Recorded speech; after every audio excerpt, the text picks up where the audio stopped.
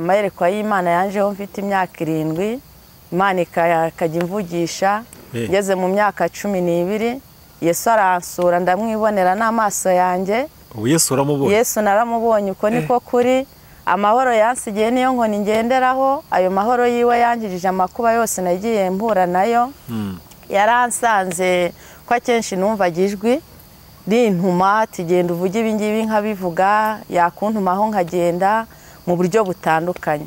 Noneho rimwe Yesu aza gukora surprise arambwira ati mwana wanjye araruhashyira ntanabizi urwo rushinge ngiye gusenga saa 3 ngiye kuryama mpamagara Yesu ntuwiteka tugiye kuryama turinde aya maboko y'abafilisitiya, turinde ibi bitero by'abarozi uturwaneho. Yesu arambwira ati ntaho ndi bunyure. Ndamubaza ati kubera iki ntaho uri bunyure Yesu? Arambwira ati ibintu mwashize ku muryango nanyura hehe? Ndagira ngo mbwire abantu nta bundi butabaza usibye Uwiteka wenyine. Ati hari ikintu musaza wawe yashize mu muryango kimbujije gutambuka, ndagutabara nyuze. Ndagira ngo mbwire abantu bakomerere mu mwami. Ndagira ngo mbwire abantu we yumvaga gashinge yumva ari ibintu byoroshye cyane, ariko Yesu ntabwo ajya ashaka ikintu cyamwitangira imbere. Mu izina rya Yesu hari igihe baba bagushuka bakubwira ati jya ku mupfumu ntuzemere, imbaraga z'amasengesho zirakora. Ndagira ngo mbwire abantu bankurikiye kwizera kuri turi imisozi kandi no gusenga nta kindi kintu bangikanyije. Rukimara kuhava Yesu arambwira ati ngaho mpamagara ndakwitaba. Ntangira gusenga cya gihe cya saa 6 yo kumanywa yihangu nta mvura iri kugwa. Tugiye tubona akantu kameze nk'isake y'inkoko kaza kikaraga muri saro, abantu barahunga. Ndabwira ati mu izina rya Yesu nimwicare mfite amakuru y'iki kintu. Ndayibwira ati wankuba ushobora gusohoka ntushobora gusohoka, mbwira nimba udashobora gusohoka nkwicira aha ngaha mu izina rya Yesu. Ya nkuba yatambutse nk'agasake iragenda ica munsi y'urugi ijya kwasa igiti cy'inganzamarumbu cyari munsi yo kwa muramo wanjye, iracyasaguza neza. Cyo gihe icyubahiro cy'Imana cyongera gishirwa hejuru. Nukuri ndi gukomeza abantu, nta mbaraga z'abarozi ziri hejuru y'Imana. Bakohereza inkuba komera, bakohereza umushyara arakomera, ibyo byose barabitwohereje ariko nta kintu byadutwaye. Nibuka rimwe umwana wanjye wa kabiri bawe nene nanashagaluka nayumva bambwira rujo mu nyumba ya Lara nasimawe nene nanashagaluka nayumva bambwira rujo mu nyumba ya Lara. Imurimo bigiye kumurukisha umutima ati nimucomaremwe amaserumu vuba vuba. Abaganga bacomoramwe amaserumu, abaganga bacomoyemwe amaserumu. Tese bigenze gute? Ati nimumuzane. Baranteruye, yarazanye imodoka ye banshiramo anjyana mu cyumba cy'amasengesho kiwiwe. Uwiteka aramubwira ngo genda utabara umwana wanjye igihe cyo gupfa ntabwo ari iki. Amena. Baranterura ngezeyo bansanga nyine hashashe imikeka. Atangiye gusenga asanga ngo ni ibitega 7 ngo bifite amazina, ngo kimwe cyitwaga ngo ntumusige, ikindi ngo ntumureke, ikindi ngo numurekurano, ibintu byinshi amazina.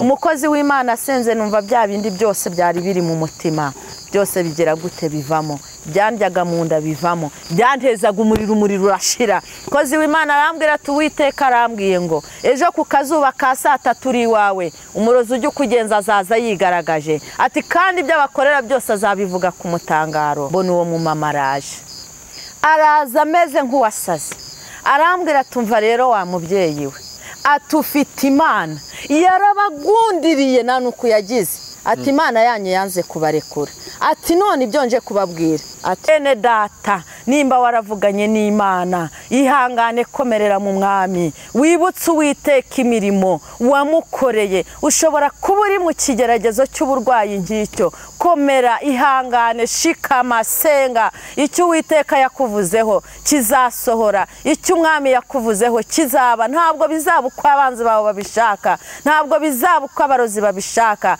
ntabwo bizaba uko bakwitegeye bahagaze hariya bareba uko bizamera babishaka.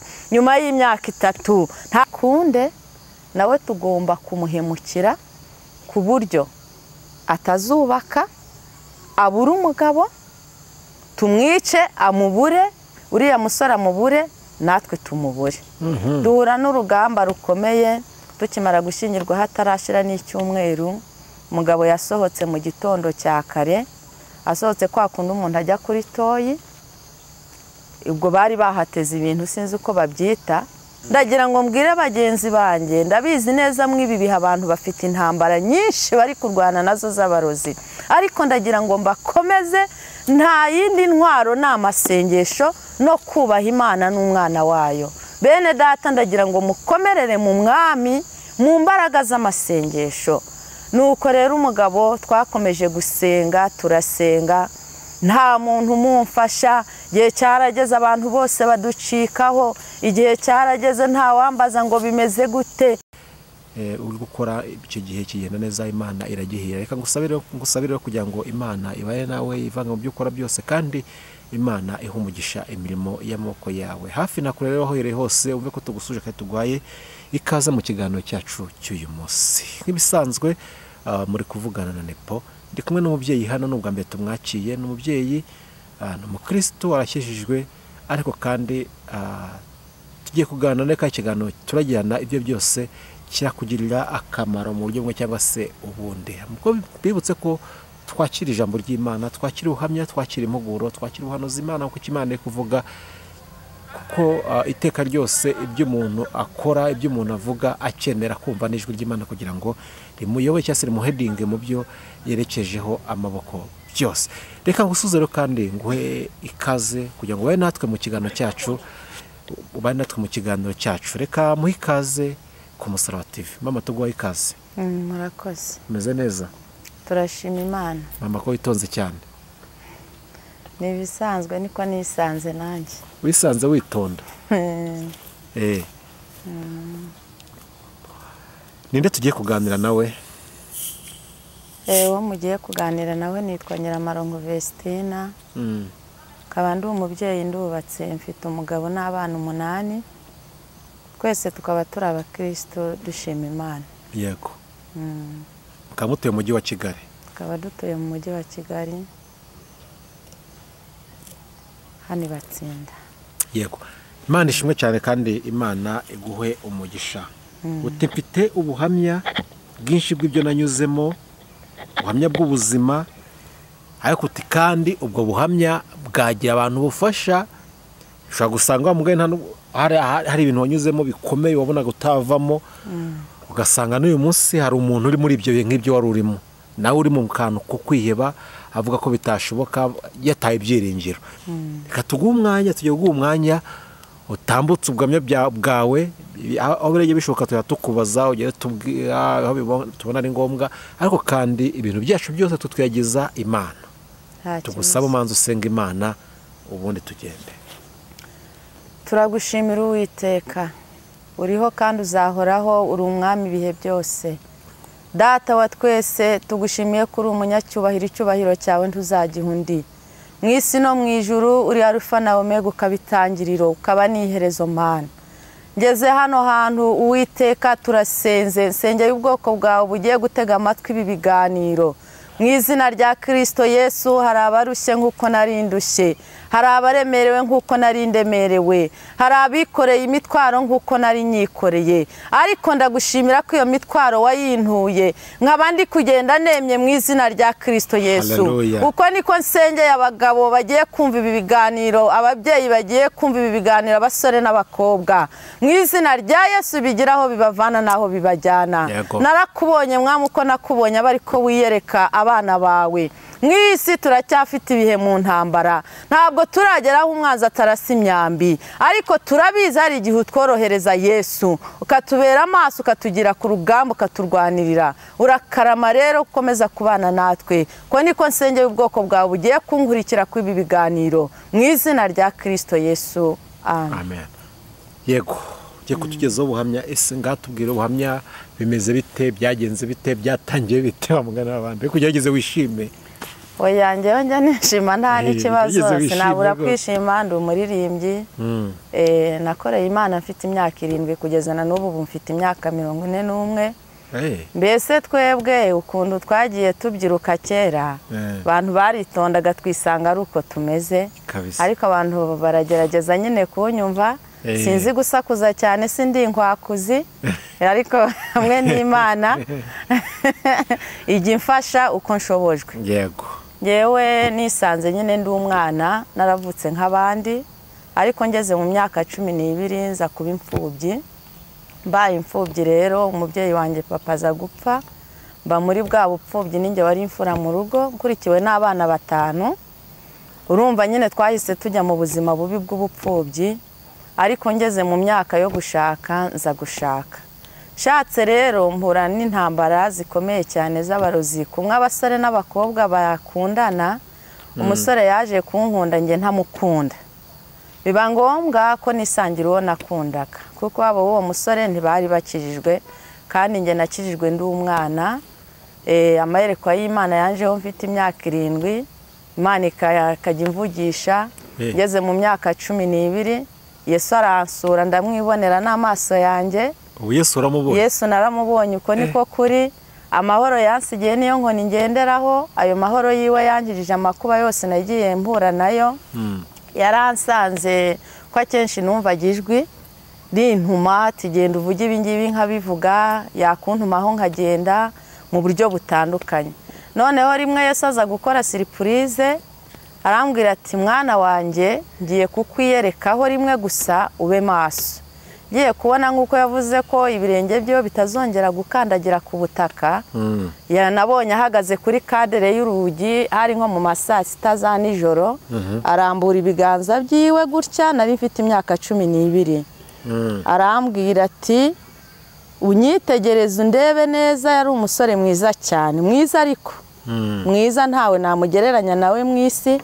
Arangije arambura ibiganza ati ngusigiye amahoro. Yego. Ndishima.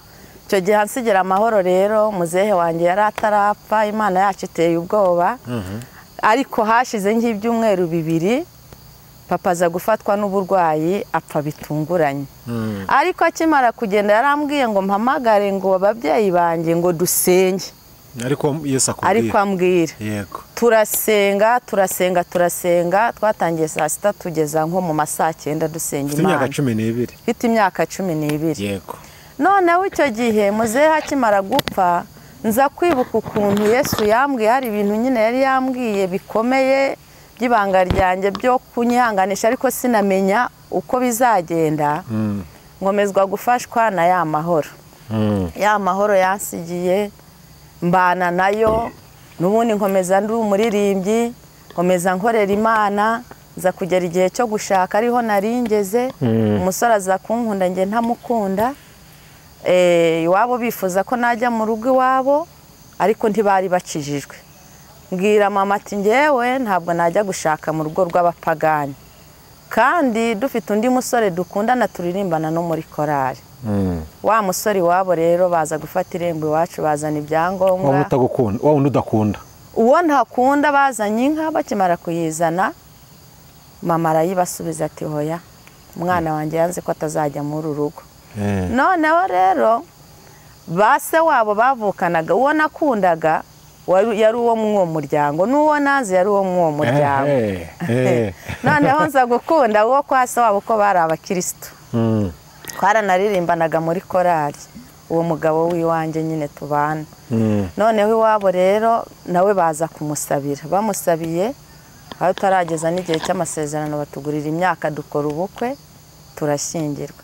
Kimara gushyingirwa rero duhura n'intambara zikomeye. Babandi rero baranyijundika, aravuga ati byanjye bikunde nawe tugomba kumuhemukira ku buryo atazubaka, abura umugabo, tumwice amubure, uriya musore amubure, natwe tumubure. Duhura n'urugamba rukomeye.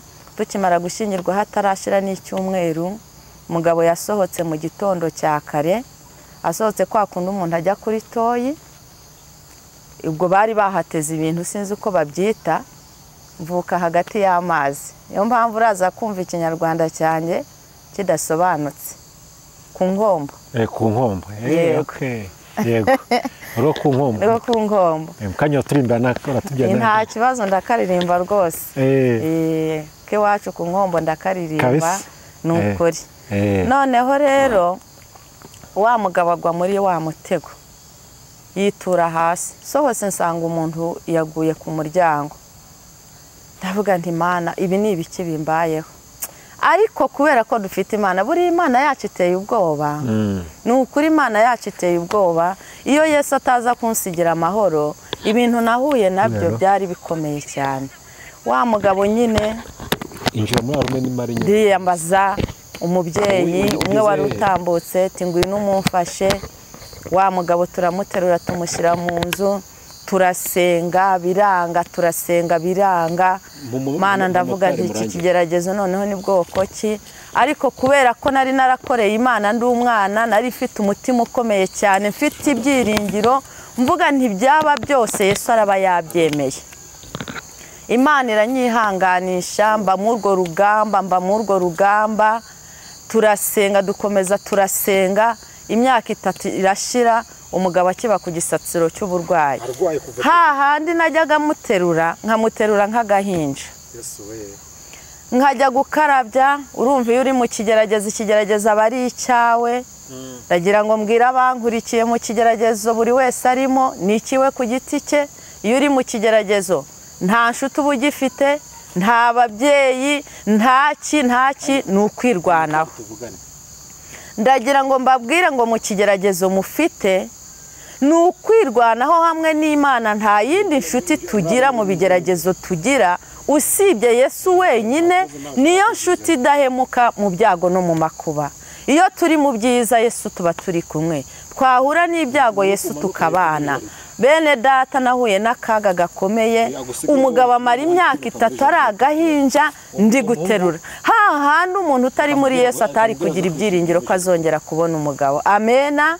Ubwo hagiye haza abantu bakambwira ati se uyu mugabo ko ukiri mutoya wamutaye ukigendera akazapfa utakiri hano? Ndabwira ati uyu mugabo twakundanye, uyu musore twakundanye ari muzima, singiye kumutageze mu byago, reka nihangane nabo wo gupfa n'ubundi nzagenda, ariko mu gihe akiri guhumeka umwuka w'abazima sinshobora kumuta. Ndagira ngo mbwire bagenzi banjye, ndabizi neza mwibi biha abantu bafite intambara nyinshi bari kurwana nazo z'abarozi, ariko ndagira ngo mbakomeze, nta yindi ntwaro n'amasengesho no kubaha Imana n'umwana wayo. Bene data ndagira ngo mukomerere mu mwami mu mbaraga z'amasengesho. Nuko rero umugabo twakomeje gusenga, turasenga, nta muntu umumfasha. Gihe cyarageze abantu bose baducikaho, nkomeza kwihangana, mbwira Imana ntuwiteka we wantoranyije ndi umwana mutoya, wari uzi ko ibi byose bizambaho. Ndakwinginze mubyeyi uri mu gihugu cyo mu ijuru, untabara undengere, undinde amaso y'ababisha banjye. Nasanze uyu musore ari wowe wamunyeretse ko ari umugabo wanjye, ntabwo wigeze unyereka umusore wabariye abakonikoni. Ndakwinginze ngwino unkize amaso y'Abafilisitiya. Mwene data, nimba waravuganye n'Imana, ihangane komerera mu mwami, wibutse Uwiteka imirimo wamukoreye. Ushobora kuba uri mu kigeragezo cy'uburwayi ngicyo, komera, ihangane, shikama, senga. Icyo Uwiteka yakuvuzeho kizasohora, icyo umwami yakuvuzeho kizaba. Ntabwo bizaba uko abanzi bawe babishaka, ntabwo bizaba uko abarozi babishaka, ntabwo bizaba uko bakwitegeye bahagaze hariya bareba uko bizamera babishaka. Nyuma y'imyaka 3 nta n'umwana nari mfite. Urumva iyo bagiye kugukorera ubugome babikorera rimwe byose. Bari baragambiriye ko ntazabyara, ariko ndashimira Yera, ubu gutya tuvugana umugabo wanjye arahari, Uwiteka yaramukijije. Imana yumve ko nyishimye. Mwene data ushobora kuba uri mu ntambara zikomeye, ni ukuri ndakwinginze ngo komerera mu mwami. Nyuma y'iyo myaka 3 Imana yampaye urubyaro. Yesu arambwira ati amahoro nagusigiye ntabwo ari ay'imfabusa. Nimba waravuganye n'Imana, yakwiyereka itakwiyereka, Yesu muri kumwe nawe. Upfa kuba umwubaha, upfa kuba umwizera, upfa kuba witandukanya n'icyaha n'igisa nacyo. Nukuri aho uri hose Uwiteka arakuzi, nta wundi muti. Igihe cyarageze bene data, mbahe kubuhamya gatoya. Musaza wanjye wo kwa data wacu araza, arambwira ngo ariko mushiki wanjye uratagangaye, ngo none se kubona bofu yanze gukira bigende gute? Ati hari umuntu nabajije, ndamubaza ntese ko mfite muramu wanjye warwaye akaremba. Bene data mutega amatwi mwumve ko nta yindi nzira Imana yacu sibye yonyine n'imbaraga z'amasengesho. musaza wanjye araza arambwira ati ubu rero ufata urushinge, hari umugabo wambwiye ngo gufata urushinge ukarushyira mu muryango ngo iyo umurozi yaje kukuroga ngo urwo rushinge ruramutangira ngo ntiyabe yakuroga. Noneho rero badodesha musaza wanjye wo kwa data wacu abimbwiye ndaseka cyane, ndamubwira ntese urumva ibyo bintu bihuriye he? Arambwira ati hoya, ati barabimbwiye, ati ndakuzi wowe, ati imbaraga z'amasengesho, ati nizo wizera, ati ngewe reka ngende, ati mbikore. Uwo muhungu yemeye arara aho ngaho mu rugo, nijoro araruhashyira ntanabizi urwo rushinge. Ngiye gusenga saa 3 ngiye kuryama, mpamagara Yesu n'Uwiteka, tugiye kuryama turinde aya maboko y'Abafilisitiya, turinde ibi bitero by'abarozi, uturwaneho. Yesu arambwira ati ntaho ndi bunyure. Ndamubaza ati kubera iki ntaho uri bunyure Yesu? Arambwira ati ibintu mwashize ku muryango nanyura hehe? Ndagira ngo mbwire abantu nta bundi butabazi usibye Uwiteka wenyine. Ati hari ikintu musaza wawe yashize mu muryango kimbujije gutambuka, ndagutabara nyuze. Ndagira ngo mbwire abantu bakomerere mu mwami, ndagira ngo mbwire abantu kwizera konyine kurarema kandi imbaraga z'amasengesho zirakora. Nahise mbyuka njya kubwira musaza wanjye ati byuka, kanguka, kiriya kintu washize hariya hantu kihakure. Musaza wanjye aravuga ngo byagenze gute? Ndamubwira nti Yesu ari kumbwira ko ntawe yanyura aza kuntabara, ruriya rushinge ruri ku muryango. Musaza wanjye araza, urushinge araruhakura. Ndamubwira ati n'umunsi wa rimwe ntuzongere gukora ikosa ngiryo, ngewe nahamagawe ndi umwana murabizi, ibi bintu simbishaka. We yumvaga agashinge yumva ari ibintu byoroshye cyane, ariko Yesu ntabwo ajya ashaka ikintu cyamwitangira imbere. Mu izina rya Yesu hari igihe baba bagushuka bakubwira ati njya ku mupfumu, ntuzemere, imbaraga z'amasengesho zirakora. Ndagira ngo mbwire abantu bankurikiye kwizera kuritura imisozi kandi no gusenga nta kindi kintu bangikanyije. Rukimara kuhava Yesu arambwira ati ngaho mpamagara ndakwitaba. Ntangira gusenga, senza arambwira ati nakwitabye, ati humura, iri joro bari bubohereza inkuba niyo yari igiye kuza kumwanura kuko babonye ibyo bakoze atajya ava mu mwuka, ariko iri joro mwari mupfuye, iyo urekeraho kiriya kintu mwari gushira. Bwira Yesu turakoze Mana, icyubahiro ni icyawe mubyeyi. Bigeze rero mu gicuku cya kare, data arambwira ati ejo ku manywa y'ihangu saa 6 inkubu uzayirebesha amaso yawe ariko nta kizagutwara. Icyo gihe abashitsi baraje baje kumusura, bageze mu rugo baricara. Cya gihe cya saa 6 yo ku manywa y'ihangu nta mvura iri kugwa, tugiye tubona akantu kameze nk'isake y'inkoko kaza kikaraga muri saro. Abantu barahunga. Ndabwira ati mu izina rya Yesu nimwicare, mfite amakuru y'iki kintu. Ndayibwira ati wankuba ushobora gusohoka ntushobora gusohoka?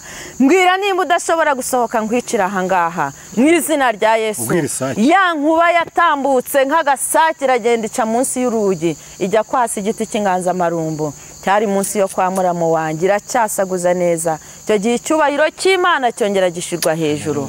Ni ukuri ndi gukomeza abantu, nta mbaraga z'abarozi ziri hejuru y'iz'Imana. Bakohereza inkuba komera, bakohereza umushyara arakomera, ibyo byose barabitwohereje ariko nta kintu byadutwaye. Nibuka rimwe umwana wanjye wa kabiri bajyaga bamwica nijoro kuko twarwanaga n'imyuka mibi cyane. Imana irambwira ati dore abantu bagikuzimu bagutwariye umwana, tiba amaso kanguka. Ntabwo nigeze nsinzira kuva muri 2001 nshaka, ntabwo nigeze nsinzira. Nasinziriye 2013 ngeze ku musozi wa Kamembe. Ni ukuri ndagira ngo mbwire abantu bageze mu kibazo ngezemo narindimo, nibakomere, nibihangane. Dufite Imana y'inyembaraga, dufite Imana ishobora byose, dufite Imana igitugira ku rugamba ikaturwanira ibyo tuzi n'ibyo tutazi.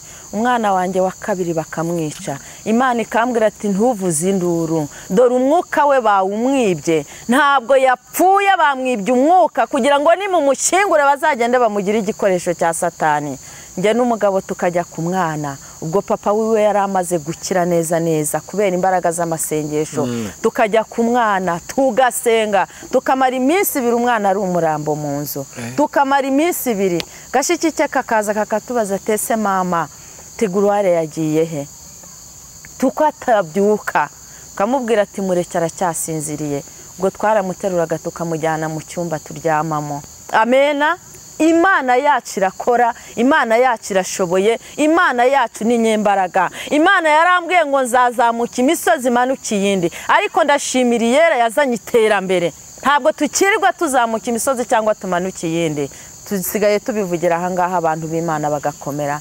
Imana iri mu gihugu cyo mu ijuru nishimwe. Nyuma y'iminsi 2 tukabona wa mwana arazutse, abyukanye ibyuya byinshi cyane ameze nk'urwayi hahamuka. Kabwira Imana ntuwiteka, nukuri Imana ntabwo izaduhana, ntabwo izaduha amaboko y'ababisha bacu. Bene data nubwo batugenza, nimukomerere mu mwami. Iyagiye inkiza ibyo byose, iyagiye indengera muri urwo rugamba, nukuri iracyahari ntaho yagiye. Imana yacu irakora kandi Imana yacu irashoboye. Iki Imana yacu yanga kuyibangikanya n'ibindi bintu. Wikwangwa n'ibyo urimo, witerwa n'ubwoba n'abarozi. Abarozi bari hasi munsi y'ibirenge by'Uwiteka. Komera. Abayisiraheli bari muri Egiputa bari bafite ingorane nyinshi cyane, ariko Farawo yarazi ko yabigabije burundu. Nta cyizere nabo ubwabo bari bagifite cy'ubutabazi. Farawo nawe yari yaramaze kubona imbata ziwe, ariko Iyera yavuze rimwe gusa, ibwira Mose ati shorera umukumbi wanjye. Ni ukuri hari igihe Imana igitubatura mu bubata bwo kwa Farawo. Ushobora kuba ufite ububata bwo kwa Farawo bw'uburwayi, Uwiteka araje abukubaturemo. Ushobora kuba ufite ububata bwo kwa Farawo bw'amadeni ugiye gutezwa cyamunara, ariko Uwiteka arahari kuko ari hejuru ya byose. Ushobora kuba ufite ububata bwo kwa Farawo imiryango yaragutaye kubera ubuzima bubi, ariko dufite Imana itagiduhana, ntabwo iduta. Mu byago no mu makuba Yesu aba ari kumwe natwe. Nimwihangane bene data, mukomerere mu mwami. Nimwihangane. Imana nagiye nyibona kenshi, narayibonye yambambiye amahema mu bukene, narayibonye. Imana ijya indindira abana k'uyu musozi wa Kigali, afite inzu ariko Uwiteka akaturengera, ikandindira abana tudafite epfo na ruguru. Twarayibonye. Imana yacu nishimwe. Mbanteguriye ubugumba none ngeze mu bana 8. Imana yampaye abasore n'abakobwa. Nawe wa muntu we uri mu bubata bwo kwa Farawo bw'uko bavuga ngo ntabwo uzabyara, uzabyara mu izina rya Yesu. Iyampaye abana izaguha abana mu izina rya Kristo Yesu. Imana yacu iracyakora, Imana yacu irashoboye, Imana yacu ni nyembaraga. Imana yacu iri hejuru ya byose. Ipfa kuba yarakubwiye ati nzakugirira neza, ipfa kuba ugendana isezerano ryayo, upfa kuba ugendana ijambo ryayo. Komerera mu mwami rero. Nakubwiye rero ko ndi wo ku nkombo, nta bintu byinshi. Ubuhamya bwanjye ni burebure cyane, ariko tuzongera tuganire. Ni ukuri kavuga mu Kinyarwanda karasobanuye ngo ndashimira ababyeyi bantoje kuba mu nzu y'Imana. Ngo nawe ndagushishikariza kuba mu nzu y'Imana. Nasimawe nene nanashagaluka, nayumva bambwira rujo mu nyumba ya Lara. Nasimawe nene nanashagaluka, nayumva bambwira rujo mu nyumba ya Lara. Nasimawe nene nanashagaluka, nayumva bambwira rujo mu nyumba ya Lara. Nawe wiko wapi? Nawe wiko wapi? Nawe wiko wapi?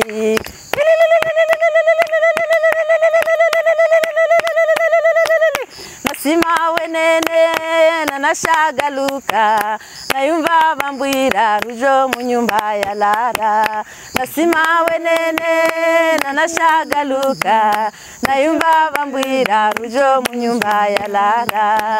Nawe wiko wapi? Nawe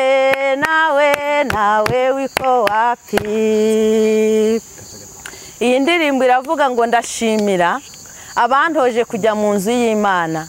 ngo nawe muntu ukiri hanze utaramenya Imana uri hehe ngo uze mu nzu y'Imana. Mu nzu y'Imana niho tubonera ubuhungiro. Nubwo waba utunze ibintu byo mu isi byose ariko udafite ijambo ry'Imana ntacyo bimaze. Nawe utaramenya Imana ngwino nta handi ubuhungiro buri, ni mu Mana. Ihute uze mu Mana. Wa mugabo utaramenya Imana ngwino ujye mu Mana. Wa mubyeyi utaramenya Imana wishakira ubuhungiro ahandi. Mu nzu y'Imana niho tunezererwa. Waba waburaye iyo uri mu mavuta y'Imana ntawe umenya ko ushonje. Waba wambara umwenda umwe iyo uri mu nzu y'Imana ntawe umenya ko wambaye ubusa. Waba wabuze ubukode iyo uri mu nzu y'Imana bakubona utambuka bakagira ngo uri bose. Aho niho twikinga, aho niho twihisha. Niyo mpamvu uyu muririmbyi wo ku Nkombo yaririmbye ngo ndashimira umuntu wantoje kuza mu nzu y'Imana. Nawe mwene data utaramenya Imana ngwino uhungire mu Mana. Nta bintu byo mu isi bijya bitanga amahoro. Amahoro tuyabonera kuri Yesu wenyine, kuko data yaravuze ngo isi izarinda isaza na kwifuza kwayo. Nta kintu na kimwe wabona mu isi cyakunyura, ariko mu nzu y'Imana turanyurwa tukishima. Ngwino uve mu byo urimo uze mu nzu y'Imana tunezeranwe. Murakoze cyane. Urakoze cyane. Mbere yo kusoza uretse gatoya, uretse wagiye utubwira ubuzima bw'inzitane wagiye unyuramo. Ikibazo kimwe umuntu wese ashobora kwibaza, bagiye bakugira inama kugira ngo nawe ugire ukundi kuntu bigenza, ariko uravuga uti ngiye mpisemo inzira y'amasengesho. Ese kugira ngo umugabo wakire ni ugusenga gusa cyangwa wagiye ujya kwa muganga? Tubwire neza, ntabwo wawe nkwasobanura neza. Twakomeje dusenga no kujya kwa muganga. Noneho Uwiteka agakorera muri ya miti hamwe n'amasengesho, kuko ingingo zimwe zari zarahinamiranye kajya bamucisha muri kirinike. Sinzi kubavuga neza, hamwe n'amasengesho nyine bikaza bikora imbaraga z'Imana. Kwa muganga wa kizungu cyane muri ni kwa muganga wa kizungu. Yego. Ubwo bishatse kuvuga ko nimba umuntu urwaye senga ariko wiyambaze no Imana ikore no mu baganga. Kuko hari abantu barwara ugasanga banze kujya kwivuza, bakavuga ati twebwe Imana tube kwizadukiza, Imana izaturengera, ugasanga umuntu arenze apfa nyamara kwa muganga bari bahari. Tujya ngo manze ugira inama abo bantu babikore gute, basenge gusa cyangwa hoya? Gusenga bijyana no kwivuza no kwa muganga. Urabona iyo umuntu arwaye kenshi bizira mu muriro mwinshi, bikaza iyo atabonye bwa butabazi bumugabanyiriza umuriro ashobora no gupfa. Yego. Imana yarambwiraga ati mwana wanjye senga unavuza, kuko nzakorera mu miti yo kwa muganga. Yego. Niho imbaraga zanjye zizakorera n'amasengesho. Yego. Iyo tubwiye mu buryo mu kiganiro mu buhamya wagiye utanga, abantu babitezaga urebye ni abantu wanze, ni abantu nanze. Ese uyu munsi ntibagihari? Ese nimba bagihari bararekeye cyangwa uracyarwana ibyo bitero? Urumva ko natangiye mbabwira muri 2001 natangiranye n'urwo rugamba. Ntabwo barekeye, nakubwiye ko ubuhamya ari burebure. Imana yaje kumbwira 2013 uti niwimuke kuwo musozi. Nza kwimuka kuwo musozi njya gutura Kamembe. Ngeze Kamembe nkomeza gusenga. Imana irambwira tuhereye none shizeho iherezo. Ariko kubera imbaraga z'amasengesho nagiye nkubwira ko ubuhamya ari burebure, urabona busa nkaho bwije, nabaye nkaho ndi kubicamo. Gihe cyarageze bava ku mugabo nanjye banjyaho. Bangezeho ndapfa ndaremba. Icyo gihe nari ngiye kwerekana umwana wanjye wa gatanu iwacu, kuko iwacu ku Nkombo bari ibirori, abantu baba babyina basama bishimye. Noneho ahantu nari ngiye kureba umutobe, bakengaga imitobe iyi ngiyi yo mu rutoki, niyo bari bujyane nyine n'amafanta mw'icyo kirori cy'umwana. Noneho nza kwikubita hasi ngwa mu mutego n'ubundi. Nagezeyo iwacu tujya kwerekana umwana meze nabi, ariko ndashimira Imana yahoraga impa izamu ry'abantu. N'izamu ry'abanyamasengesho ryari riri aho ngaho, kuko Imana yari yagaragaje ko mu bwo bukwe hazaba harimo ikibazo. Ariko ngera iwacu meze ukuntu ari nk'ukuntu nyine bantwaye gake gake kugira ngo barebe ko ikirori kigira gute kirangira. ubu mfite Imana mu by'ukuri uko mbona. Njya ngenda mu munyenga w'Imana, nareba ibintu Imana yankoreye kuva ndi umwana, nkumva ndi mu munyenga w'Imana. Mbona nta byo kurya ngira bihagije, ntungwa na manu y'Imana, ariko kubera ubuntu bw'Imana mba nkomereye muri Kristo Yesu. Noneho mvuye iwacu tuvuye muri cya kirori, tugeze mu rugo ndaremba neza cyane. Hari ibintu bita ingobyi urayizi? Ikintu cyari kimeze ukuntu bateruraga bashyiraho umuntu bamujyana. Okay. Noneho icyo kintu bakinshiraho bahita banyirukankana kwa muganga. Ngeze kwa muganga ubwo mbwiye uburyo byaje kurangira mbese muri make. Niho dushaka ngo tugere, nubwo nagiye nsimbuka, nubwo nzagaruka tuzabirambura. Yego, dufite umwanya. Noneho rero kwa muganga batangira kumvura. Bamvuye ibyantezaga umuriro mwinshi bagapima ngo ni malaria y'imisaraba ine. Ibiri kundya mu nda bagasanga ngo ni mibe. Satani afite ukuntu ajya yiyoberana.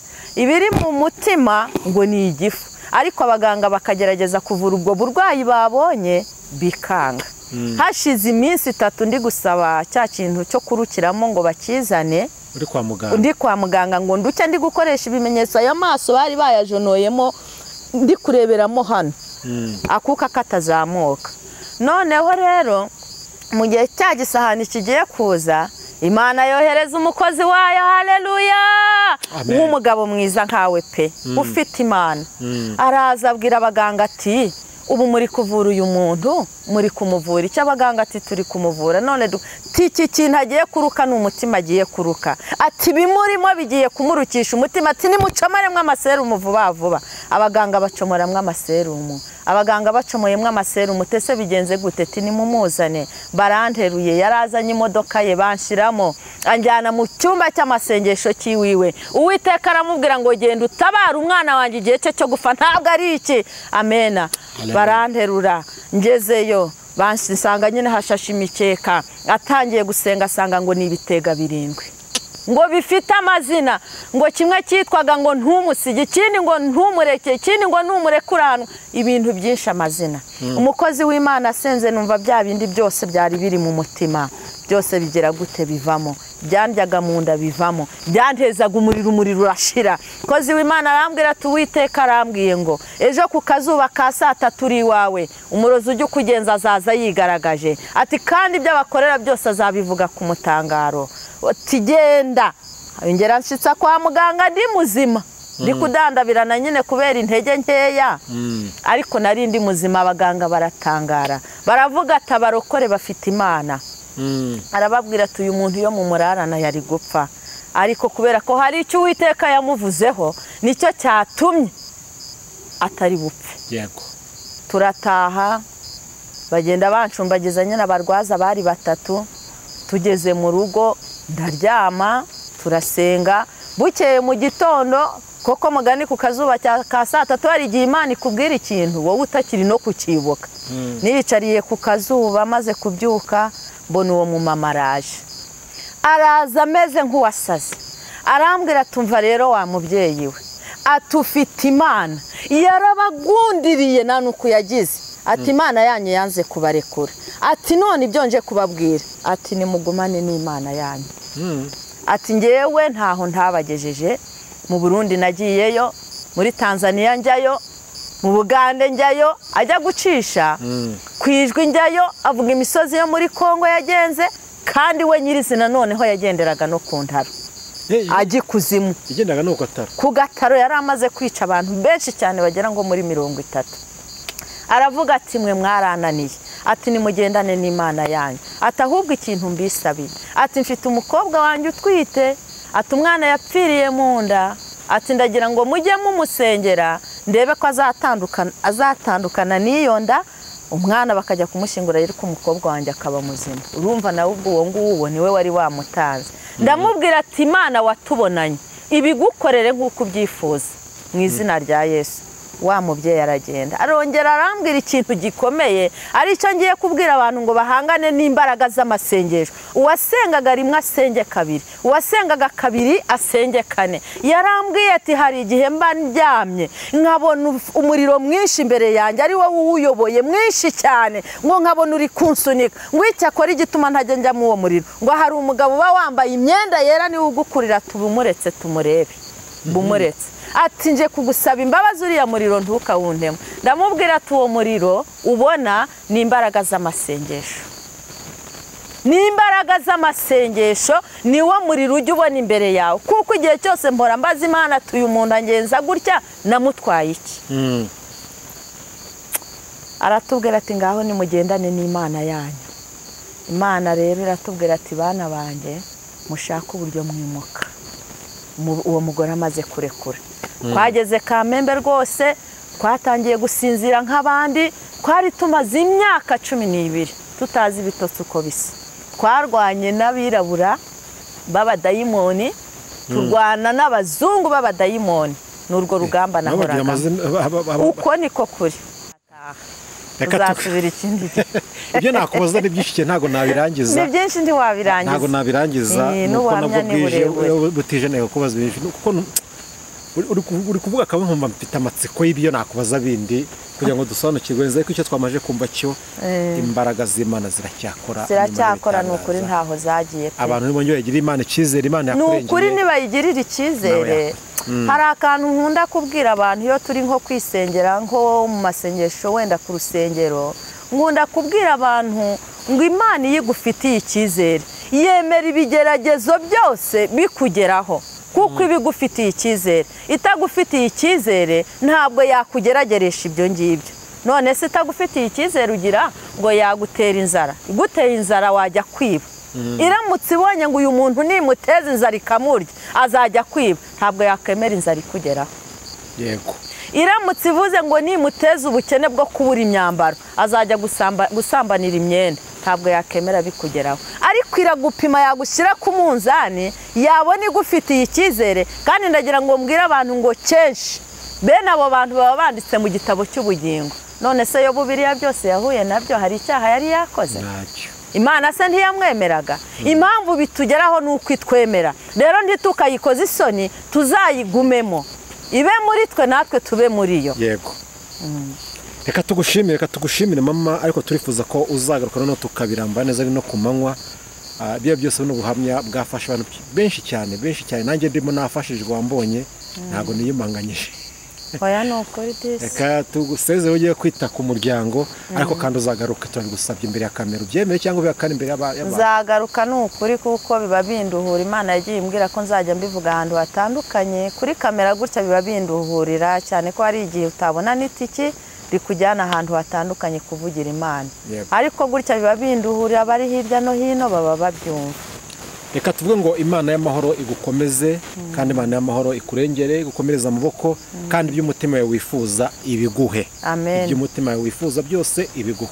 Ariko kandi reka tugusabe, birashoboka ko ari umuntu wakwifuza kukuvugisha mu buryo bumwe cyangwa se ubundi. Tukugirwa n'abantu batandukanye. Hari umuntu ukorwa akavuga ati uyu muntu urumva namuhamagara tukagira ibyo tuvugana. Utange nimero yawe kubaruyeho. Nimero yanjye mbaruyeho ni 078 1700 14 7.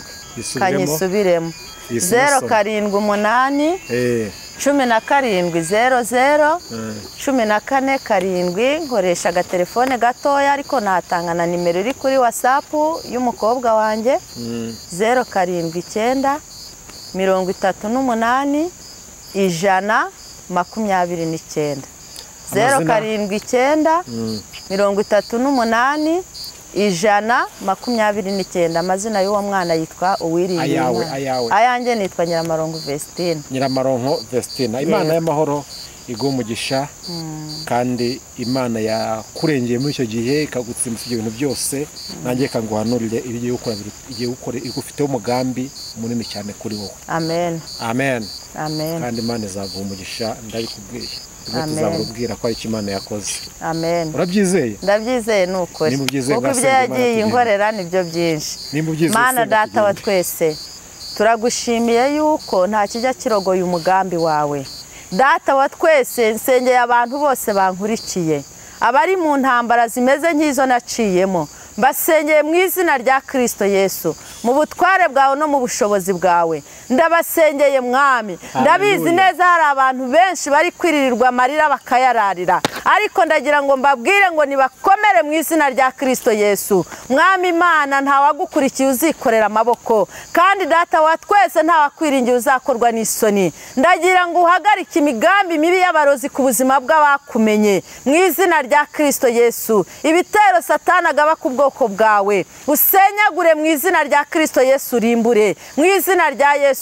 Sengeye abagabo bankurikiye, sengeye ababyeyi bankurikiye, sengeye abakobwa bankurikiye, sengeye abasore bankurikiye mu ntambara zose bari kunyuramo. Ndabasengeye mu izina rya Yesu. Ndarimbura imbaraga z'umwijima ku buzima bwabo, ndarimbura imbaraga za Satani ku buzima bwabo, ndarimbura ibitero by'umwanzi ku buzima bwabo mu izina rya Kristo Yesu. Mana Data wa twese, bana nabo, barengere, bagirire neza, imbaraga zawe zikore, ubutware bwawe bukore. Nagiye nkubona kenshi, nabo biyereke mu bibazo bafite, bakubone mu izina rya Kristo Yesu. Ubwoko bwawe Mwami buraruhijwe, Data wa twese, umwanzi udutera ababugufi bwacu, ndakwinyiza ngo aho Satani anyura hose abatesha umwanya akabateshuza mu izina rya Kristo Yesu, akabateshuza inzira yawe mu izina rya Kristo Yesu. Hari abantu benshi batajya babasha kwihanganira ibigeragezo, ariko ndakwinyiza ngo bakomerere mu Mwami. Mwami Yesu ufitiye icyizere, niwe wemera bimugeraho,